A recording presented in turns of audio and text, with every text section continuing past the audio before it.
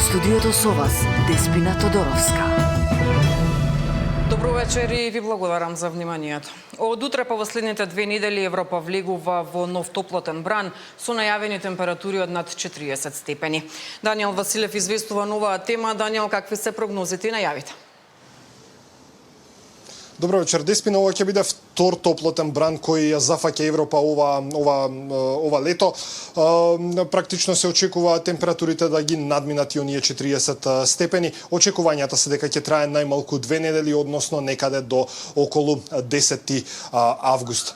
Она што е многу важно за граѓаните е да знаат како да се заштитат себе си во едно вакво време со оглед на тоа што топлото знае да предизвика проблеми, особено кај оние кои што веќе имаат здравствени проблеми. Препораките од лекарите се да се внимава многу на храната, да се избегнува мрсна храна, да се јаде што е можно полесно, исто така и да се избегнува излегување надвор за време на најтоплите часови. Во продолжение да погледнеме делот изјавата од лекарите и нивните препораки за тоа што треба граѓаните да знаат во наредниот период. Во исклучителни случаи да се излегува на толку високи температури, бидејќи сведоци бевме онаа недела кога имаше високи, секој ден барем во мојата ординација имаше по еден пациент со мозочен удар. Луѓе кои што работеле лозија, кои што во земјоделие, значи сите има последици по нивното здравје. Затоа апелирам се што треба да се сработи, да се платат сметки, да се работи во поле, земјоделие, значи за секакви групи на население зборувам, во раните утрински часови. Да се внесува многу течност, вода, која што е на собна температура, никако на многу ладна, значи она која што го пие нашиот народ ќе замрзнат вода и после тоа цел ден пијат и после тоа имаат стомачни проблеми. Даниел, и пред најавените високи температури веќе се соочуваме со посериозни пожари. Во моментов поголем пожар има помеѓу Велес и Штип. Каква е состојбата? Деспина, според последните информации кои што ги објави Дирекцијата за заштита и спасување, морало да интервенира и полицијата со оглед на тоа што чадот правел проблем на делницата Велес Штип, практично тие морале да го регулираат сообраќајот. Беа искористени 2 ер трактори кои што дава помош од воздух на сите оние служби кои се наоѓаат на теренот. Инаку поврзано со овој топлотен бран со оглед на тоа што делови од Европа и веќе се соочуваат со големи шумски пожари. Разговарав со директорот на Дирекцијата за заштита и спасување Стојан Чангелов за тоа како сме подготвени, дали сме подготвени да се справиме со нови евентуални шумски пожари, доколку овој топлотен бран донесе такво нешто со оглед на тоа што барем до овој момент ова лето немавме толку многу големи проблеми со шумските пожари како во минатите години и тоа генерално се должеше на временските прилики и на дождовите кои што ги имавме. Дали нашите ресурси се доволни, се разбира дека не. Оно што се случува во Франција, во Шпанија, во Италија го покажува токму тоа. Далеку помоќната Франција, погледнете со што се случува, со што се соочува последните денови и се надевам дека оние ресурси кои што ќе ги имаме ќе бидат благовремено и правилно употребени за да претрпиме колку може помалку штети, бидејќи очигледно е дека во наредниот период предстојат пожари пред нас и можноста за барање меѓународна помош да биде стеснет, односно позитивен одговор на нашето барање, затоа си нашиот фокус на домашните ресурси. Ја користам ова прилика за еден апел до граѓаните, бидејќи најдобрата одбрана од пожарите е превенцијата. Даниел Василев, те благодарам за овие информации во вестите, секако и од утре натаму ќе ја следиме состојбата. 76 годишен скопјанец со потврдена западно-нилска треска се бори за живот на клиниката за инфективни болести. Според клиниката тој нема патувано надвор од државата, а причина за компликациите се повеќе коморбидитети. На инфективно со овој вирус се лекуваат уште 4 лица, сите над 60 годишна возраст. 76 годишен скопјанец со потврдена западно-нилска треска се бори за живот на клиниката за инфективни болести. Сместен е на одделот за интензивна нега и е на респираторна поддршка. Во епидемиолошката анкета е наведено дека не патувал надвор од државата, а коморбидитетите се причина што вирусот предизвикал компликации. На инфективна на болничко лекување се уште 4 со Вест Найл вирусот, сите над 60 годишна возраст. кај сите овие пациенти кои се хоспитализирани на клиниката за инфективни болести имаат вирусно воспаление на мозокот и мозочните обвивки. Симптомите се висока температура, силна главоболка, значи конфузност, агитираност на кај пациентите. Од хоспитализираните најголем број не патувале надвор од земјата и заразата ја добиле дома од инфициран комарец. За ваквата состојба веќе заседаваше Комисијата за заразни болести, а Државниот санитарен и здравствен инспекторат добил препорака да ги провери општините околу обврската за дезинсекција. Инаку симптомите најчесто се јавуваат 14 дена по каснувањето, а најголем број поминуваат и без да знаат за присуството на вирусот. Е лесна клиничка форма, дури има и асимптоматски облик на болеста. Најтешката форма е неуроинвазивната, како што е кај овие пациенти. Тоа е 1% од сите случаи, но за жал во нашава држава веќе се зачестуваат. Министерот за здравство вели дека најважна е личната заштита со соодветна облека и без престој покрај застоени води, но и внимателност при патување во ендемски земји. Од минатата година во програмата на Институтот за трансфузионна медицина покрај хепатит, ХИВ и вирусот на западно-нилската треска како стандардно тестирање на крвта од април до октомври за да се избегне евентуална трансмисија преку дарување на крв. Покрај 5 хоспитализирани, годинава има уште 3 случаи на западно-нилска треска во мај и јуни кои исто така биле на болничко лекување. Последните 12 години, во 2026 има најмногу регистрирани случаи со Вест Найл вирусот. Изминатиот период на инфективна на болнички третман имаше и заразени со денга, маларија и зика, од кои најголем број патувале на Малдиви и Занзибар. Сања Димитровска, Сител телевизија. Велешанка касната од пајак Црна вдовица итно хоспитализирана на клиниката за токсикологија.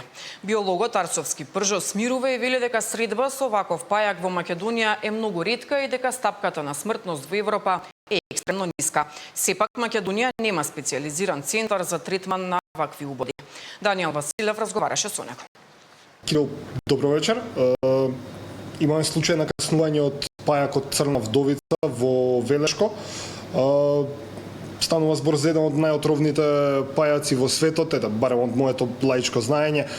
Колку е навистина овој пајак опасен за луѓето во Македонија?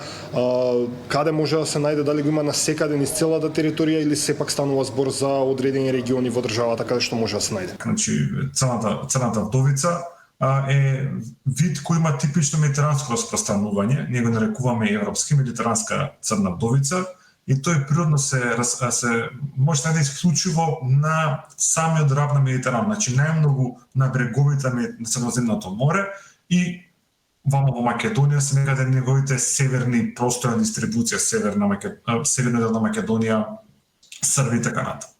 Значи ова е неговото природно живеалиште. Конкретно црната вдовица е пајак што живе во поаридни, посуви региони и тој најчесто живе сокрен под карпи, под човечки градби, сувот зид и така натаму. Значи тоа е неговиот хабитат. Содржи во себе токсин кој е силен, но не е доволно силен да биде апсолутно смртен за себе што ќе биде случајно каснат. Значи во Европа просекот е за прека 2 до 2 случаеви од 1000 каснувања завршуваат со смртоносни последици. И тоа секогаш се должи на некои претходни медицински проблеми, дали се срцева слабост, дали се бубрежна слабост, така натаму.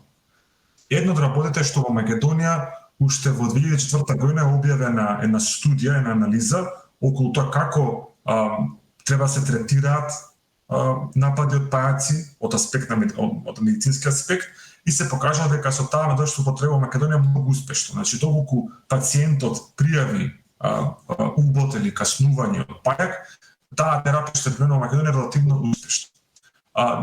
Овој пајак е забележан на територијата на Македонија последните службено официјално последните 30 години и тоа е на сомнувано точкаста дистрибуција. Значи ги има само во овие подсуди во Македонија, значи Овче поле, Сламдол, делови од Пелагонија, значи тие медицински подсуви делови од Македонија, Мариово и така натаму.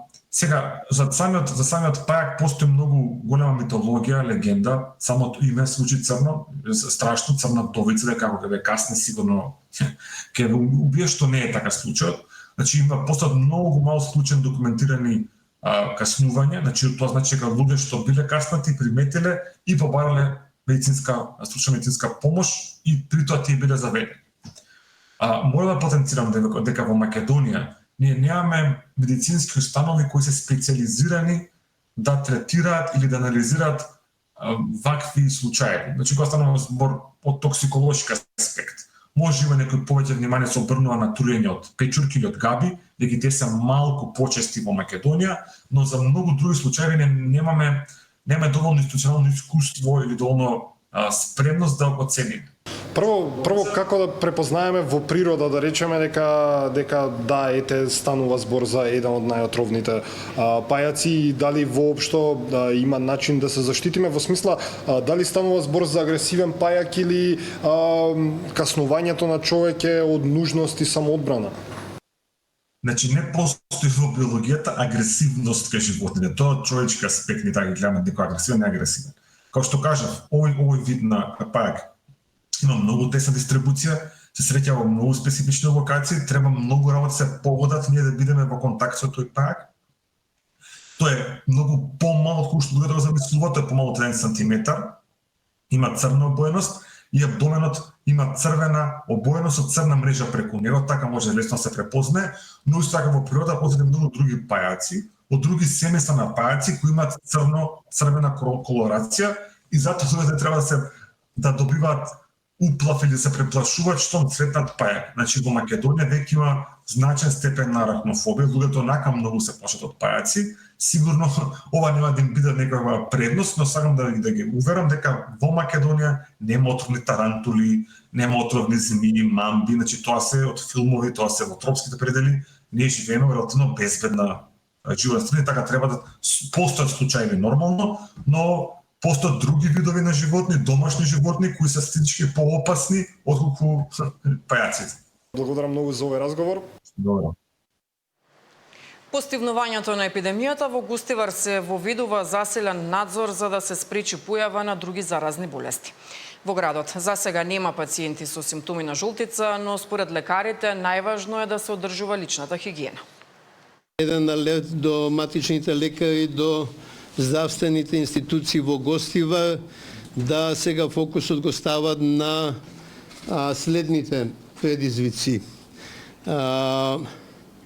Пред се на следење на хепатит А и Е. Клучно е да има рано препознавање за да можеме да реагираме соодветно, а здравствените установи се веќе подготвени во смисла на капацитет за тестирање на третман.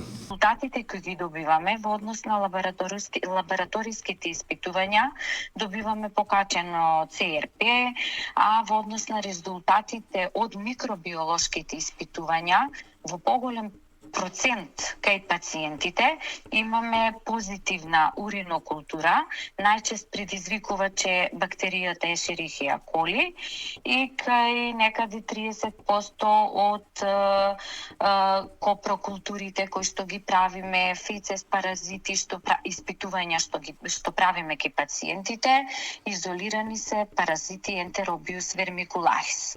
Имаме пациенти од сите возрастни групи, и кај малите дечиња и кај возрастните се појавуваат овие стомачни и цревни симптоми. Премиерот Мицкоски очекува пат на цената на горивата од идната недела. До тогаш владата ќе ја следи состојбата, пошто ќе решава дали има потреба од носење на нови мерки. Знаете дека на 2 недели се анализираат акцизите. Сега завршува онаа втора половина од месецот и веќе во понеделник ќе направиме просек за практично за втората половина од месецот. И врз основа на тие параметри ќе се делува на цената на нафтените деривати. Добро е што 2 дена поред паѓа цената. Она кое што е важно, а тоа е дека ова е берзански производ, сите ние државите купуваме од исто место, а ние како држава имаме убедливо најниска цена на дизел горивото и на безоловниот бензин во регионот, па и во Европа, би рекол. Последното информативно издание во 23 часот, до тогаш останете со нашата програма.